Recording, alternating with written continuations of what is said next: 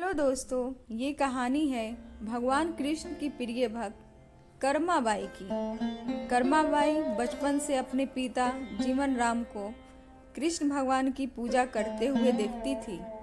वो कभी भी कृष्ण भगवान भोग लगाए बिना भोजन ग्रहण नहीं करते थे। जब कर्माबाई 13 साल की थी, तब एक दिन जीवन राम को तीर्थ पुष्कर स्नान के लिए जाने की इच्छा हुई। साथ में उनकी पत्नी ने भी पुष्कर स्नान की इच्छा प्रकट की। जीवन राम अपनी बेटी को भी ले जाना चाहते थे, लेकिन दुविधा यह थी कि अगर वो सब घर बाहर गए तो श्री कृष्ण भगवान को भोग लगाएगा कौन।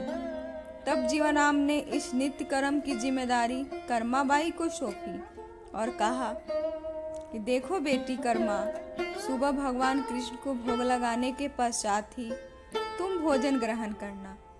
कर्मा ने भी अपने पिता की हाँ में हामी भर दी।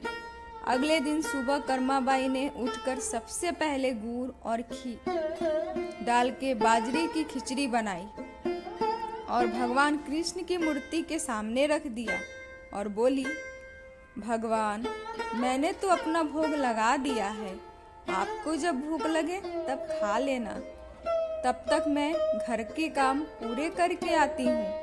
इतना कहकर कर्मा अपने घरों के कामों में जुट गई। काम करते करते बीच में आकर देखने पर जब कर्मा को ज्ञात हुआ कि भगवान अभी तक खिचड़ी नहीं खाए हैं, तब उसे संदेह हुआ कि शायद खिचड़ी में घी और गुड़ कम है, इसलिए भगवान कृष्ण भोजन का ग्रहण नहीं कर पा रहे हैं। तभी कर्माबाई ने खिचड़ी में थोड़ा गुड़ और घी मिलाया और मूर्ति के सामने बैठ गई और बोली, भगवान, मेरे पिताजी जब खिलाते हैं तब तो आप खा लेते हो, तो अब क्यों नहीं खा रहे हो? और अभी तो पिताजी बाहर गए हैं, उन्हें आने में बहुत दिन लगेंगे, तब तक आपको भोग लगाने की जिम्मेदारी मुझे दी गई है, इसीलिए जब तक भोजन नहीं खाएंगे मैं भी कुछ नहीं खाऊंगी। इस तरह जिद प्यारी नन्ही कर्मा की प्यारी बातों से कृष्ण भगवान का सिंहासन डोल गया और फिर मूर्ति में से आवाज आई, बेटी कर्मा, तुमने पर्दा तो किया ही नहीं, तो मैं भोजन कैसे ग्रहण करूं? तब कर्माबाई ने मूर्ति के आगे अपनी चुनरी का पर्दा किया और कुछ ही समय में कृष्ण मूर्ति के सामने रखी खिचड़ी की थाली खाली हो गई। अब कर्मा रोज सुबह सबसे पहले कृष्ण को बाजरे की खिचड़ी खिलाती और बाद में खुद भोजन ग्रहण करती। कुछ दिनों बाद घर लौटने पर कर्मा के माँ बाप भी कृष्ण की लीला देखकर दंग रह गए। इस तरह कर्माबाई ईश्वर कृष्ण की निश्चिम भक्त बन गई। अपने जीवन के अंतिम दिनों में कर्माबाई भगवान जगन्नाथ की नगरी जगन्नाथपुरी में एक कुटिया में बस गई थी। वहां पर एक दिन कर्मा बाई की कुटिया के सामने एक तेजस्वी कांति वाला बालक आया।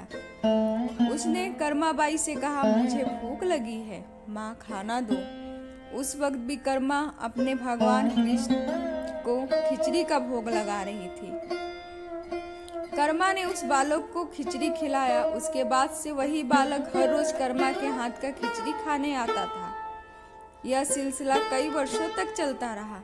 वो बालक कोई और नहीं, स्वयं जगन्नाथ भगवान थे, क्योंकि जिस दिन कर्माबाई का देहांत हो गया, उस दिन जगन्नाथ भगवान की मूर्ति की आंखों से आंसू बह रहे थे। उसी रात मंदिर के पुजारी के स्वप्न में जगन्नाथ भगवान आए और अपने दुखी होने का कारण बताया कि उनकी परम प्रिय भक्त कर्माबाई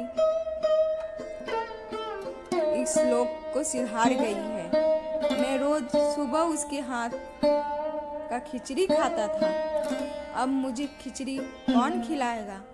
अगले दिन से मंदिर के पुजारियों ने निर्णय लिया कि भगवान रोज बाजरे की खिचड़ी का भोग लगाएंगे और उस